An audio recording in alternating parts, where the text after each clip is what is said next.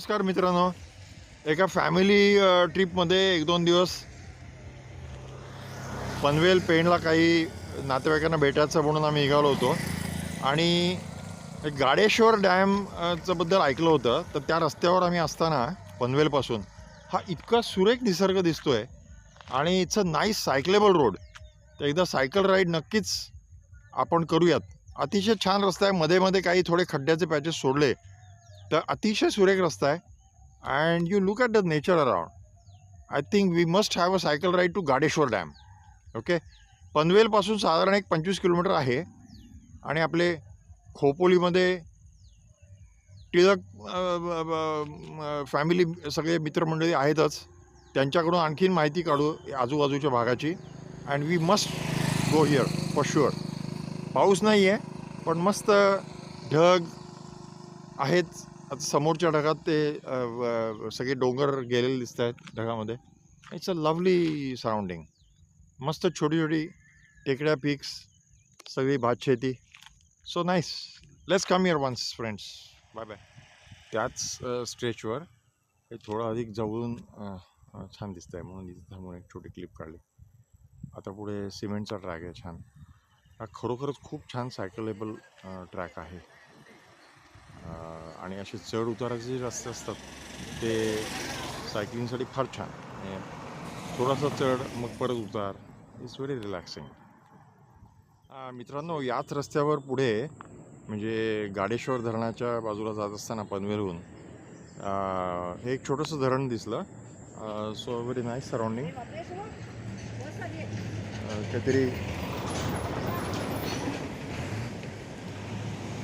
बोबदेव धरण किंवा असं काहीतरी नाव लिहिलं होतं.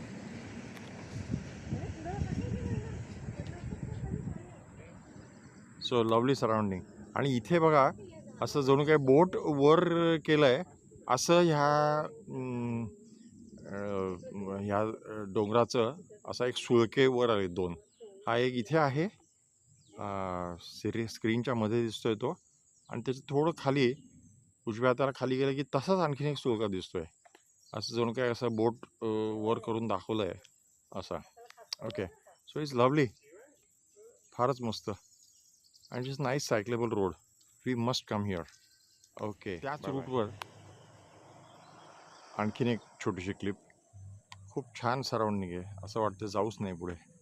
आणि सायकल असताना आपण किती आपलं कंट्रोल आपल्या हातात वेळ असतो, गोष्टी असतात.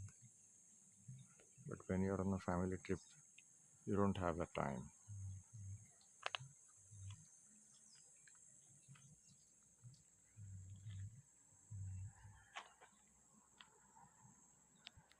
शेवटची क्लिप या सुंदर धबधब्याची. खरं म्हणजे खूप मोठा धबधबा आहे पण पाऊस थोडा आता कमी झालेला असल्यामुळे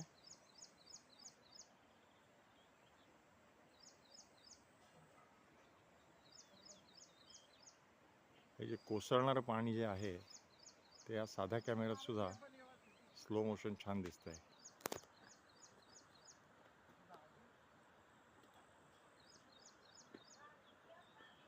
नमस्कार.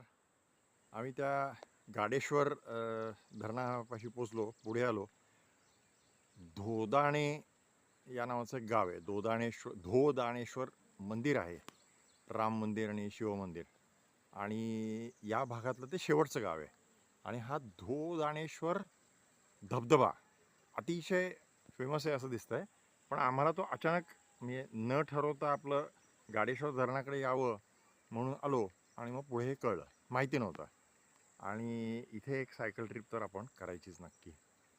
अमेझिंग. म्हणजे इथून अजूनही मी ज्या ठिकाणी उभा आहे हा रस्ता काहीतरी नदीपर्यंत जातो. तिथून अजूनही ॲज द क्रो हे अंतर त्या धबधब्यापर्यंत बेसपर्यंत किमान अर्धा किलोमीटर असावं. अर्धा हाफ किलोमीटर. आणि हा ट्रेक आहे मला वाटतं मोठा. पण संपूर्ण उभा पत्थर आहे असं दिसतंय. तो जो हा धबधबा कोसळतोय किमान उभा अंतर मला वाटतं एक 200-300 मीटर तरी असावंच. आणि तो ट्रेक पण आहे पण लांब असणार trek. Okay, let's do the trek also. All right. हां मित्रांनो, या धोधाणे धबधब्यापर्यंत जाणारी ही छोटीशी पाऊल वाट आहे. तिकडनं आम्ही चाललो आहेत आणि हे आता हा जो समोर धबधबा दिसतोय स्क्रीनच्या मध्ये असे बारीक उभी लाईन, तर तो काय ट्रेक करायचा प्रश्न नाही आता फॅमिली टूरमध्ये. पण पुढे एक 20-25 मिनटं चाललं की मला वाटतं इथले नदी येते आणि मग तिथनं पुढे थोडं चरण येईल. So will stop there. पण मस्त आहे आणि सर्व हिरव्या रंगाच्या सर्व शेड्स आणि बिलकुल शांतता.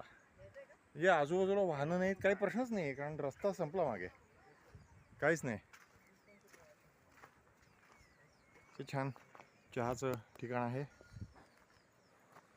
आणि हा जो आता मी इथे थांबून झूम करतो, हा जो मुख्य धबधबा खूप वरून पडतोय त्याच्या उजव्या हाताला आणखीन एक धबधबा आहे. म्हणजे आता मी हा झूम करतोय, हा सेंट्रल आहे इथे, हा खूप वरनं कोसळतोय, किमान 200-300 मीटर तर नक्कीच. आणि त्याच्या उजव्या हाताला हा जो दिसतोय हा आणखीन एक आहे, हे इथे आहे. छोटा आहे तो, पाऊस थांबला आहे त्यामुळे आता त्याचं फार हे नाही आहे. हा आणखीन एक. सो ग्रेट सराउंडिंग्स, छान. इथं मस्त छत्र्या आणि चहाचं हे एक छोटंसं ठिकाण आहे. आम्ही नक्कीच चहा पिणार इथे. So is very nice. हां मित्रांनो, या धोधाणे धबधब्यापर्यंत जाणारी ही छोटीशी पाऊल वाट आहे. तिकडनं आम्ही चाललो आहेत आणि हे आता हा जो समोर धबधबा दिसतोय स्क्रीनच्या मध्ये असे बारीक उभी लाईन, तर तो काय ट्रेक करायचा प्रश्न नाही आता फॅमिली टूरमध्ये. पण पुढे एक 20-25 मिनटं चाललं की मला वाटतं इथले नदी येते आणि मग तिथनं पुढे थोडं चरण येईल. So will stop there. पण मस्त आहे आणि सर्व हिरव्या रंगाच्या सर्व शेड्स आणि बिलकुल शांतता. म्हणजे आजूबाजूला वाहनं नाहीत, काही प्रश्नच नाही आहे, कारण रस्ता संपला मागे, काहीच नाही. हे छान चहाचं ठिकाण आहे. आणि हा जो आता मी इथे थांबून झूम करतो, हा जो मुख्य धबधबा खूप वरून पडतोय त्याच्या उजव्या हाताला आणखीन एक धबधबा आहे. म्हणजे आता मी हा झूम करतोय, हा सेंट्रल आहे इथे, हा खूप वरनं कोसळतोय, किमान 200-300 मीटर तर नक्कीच. आणि त्याच्या उजव्या हाताला हा जो दिसतोय हा आणखीन एक आहे, हे इथे आहे. छोटा आहे तो, पाऊस थांबला आहे त्यामुळे आता त्याचं फार हे नाही आहे. हा आणखीन एक. सो ग्रेट सराउंडिंग्स, छान. इथं मस्त छत्र्या आणि चहाचं हे एक छोटंसं ठिकाण आहे. आम्ही नक्कीच चहा पिणार इथे. So is very nice. मित्रांनो नमस्कार. हा जो धोधाणेश्वर धबधबा आहे, तर तो ट्रेक मोठा आहे. फॅमिली टूरवर असल्यामुळे आम्ही जिथपर्यंत सहज येता आलं तिथपर्यंत आलो. तर हा अत्यंत त्या धबधब्याचंच पाणी कुठे कुठे फिरून हे शेवटी या ठिकाणी मी जिथे उभा आहे, अत्यंत नितळ स्वच्छ पाणी, इतकं की पिऊनसुद्धा तृप्त वाटलं. आणि खूपच थंड पाणी झऱ्याचं, फार छान. हा असा पुढे खाली जातो. तर या ठिकाणी आम्ही थांबतो आहे आणि मग परत चाललो आहे. पण हा ट्रेक खूपच छान मोठा असणार. मी इथे झूम करायचा प्रयत्न करतो आहे आणि कॅमेरा काही फार छान नाही आहे, पण हे जे वरनं कोसळणारं पाणी आहे ते आपल्याला या ठिकाणी असं दिसतं आहे. तर जे एवढा उभा पत्थर चढून जात असतील ट्रेकर्स, त्यांचं नक्कीच कौतुक आहे. एक खालच्या स्ट्रेचमध्ये माझा हात हलतो आहे, पण पाणी असं कोसळणारं पाणी जे दिसतंय आपल्याला ते अद्भुत आहे. मोठा कॅमेरा असतो तर चांगली क्लिप आली असती. एनिवे, आणि हे सगळंच सराउंडिंग फारच छान आहे. इथे आणखीनही 1-2 धबधबे आहेत, पण ते लांबून दिसतात, इथून दिसत नाही आता. सो आता परतीच्या मार्गावर. Lovely lovely. ओके, भेटूच परत. सायकल राईडला. Bye bye. मित्रांनो, या धोदाणेश्वर धबधब्यापाशी आल्यानंतर हे एकमेव चहाचं आणि सगळं म्हणजे काही तुम्ही सांगाल तो तुम्हाला जेवण आणि न्याहारी वगैरे बनवून देतात. ट्रेकर्स सगळे इथे येतात. तर त्यांनी मला मुद्दाम सांगितलं, हे अनंता चौधरी आहेत, तर ते मला म्हणले की हे बॅनरचा तुम्ही फोटो काढून घ्या आणि आधी कळवायचं त्यांना. आणि हे जे आपल्याला मागे जो डोंगर दिसतोय आता, म्हणजे मागच्या क्लिपमध्ये पण याची थोडीशी मी क्लिप दाखवली होती. पण आत्ता ह्यांच्याकडनं अशी माहिती कळली की हा संपूर्ण मागचा जो डोंगर आहे, हा माथेरानचाच डोंगर आहे.